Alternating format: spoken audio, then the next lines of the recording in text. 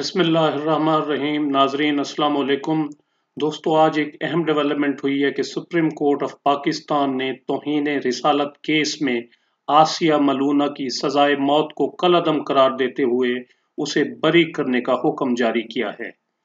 Chief justice मियां साकिब निसार की सरबराही में justice Asif Saeed खोसा और जस्टिस मजहर आलम पर मुश्तमिल 3 रुकनी बेंच ने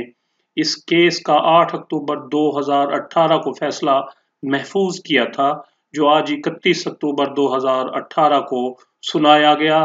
कि आसिया बीबी की सजाए मौत को कलअदम करार देकर उसे बरी करने का हुक्म जारी किया है। चीफ जस्टिस मियां साकिब निसार ने इब्तदाई तौर पर यह मुख्तसर फैसला पढ़कर सुनाया और ट्रायल कोर्ट और लाहौर हाई कोर्ट के फैसलों को कलअदम करार दे दिया। अदालत ने अपने फैसले में कहा कि अगर आसिया बीबी किसी और केस में मतलूब नहीं तो उसे फौरी तौर पर रिहा किया जाए। 56 सफ़ात पर मुश्तमिल ये सुप्रीम कोर्ट ऑफ पाकिस्तान का फैसला है इस केस में, जो चीफ जस्टिस मियां साकिब निसार ने तहरीर किया है, जबकि जस्टिस आसिफ सईद खोसा ने एक अलग नोट तहरीर किया है। वाज़ेह रहे कि आसिया बीबी का ताल्लुक पंजाब के ज़िला शेखुपुरा से है, जहां 19 जून 2009 को एक वाक़या पेश आया जिसमें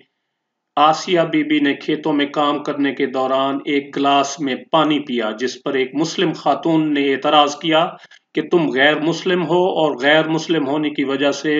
तुम हमारे बर्तनों को हाथ नहीं लगा सकती, जिस पर दोनों में झगड़ा हो गया। और इसी झगड़े के दौरान आसिया बीबी ने हमारे प्यारे नबी सल्लल्लाहु अलैहि वसल्लम की शान में गुस्ताखी का इर्तकाब किया।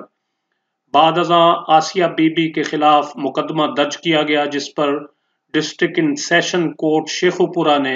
नवंबर 2010 में उसे सजाए मौत सुनाई और तहम उसके वकला का और दीगर लोगों का ये इसरार था कि ये बेगुनाह है और उनका मौक़िफ़ था कि इल्ज़ाम लगाने वाले आसिया बीबी से बुग़्ज़ रखते हैं।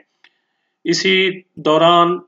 साबिक़ गवर्नर सलमान तासीर ने भी आसिया बीबी के हक में आवाज़ उठाई और बाद में उसी के गनमैन गाजी मुमताज़ हुसैन कादरी शहीद ने जनवरी 2011 में फायर करके उसे मौत के घाट उतार दिया था। तो लाहौर हाई कोर्ट के फैसले के खिलाफ आसिया बीबी ने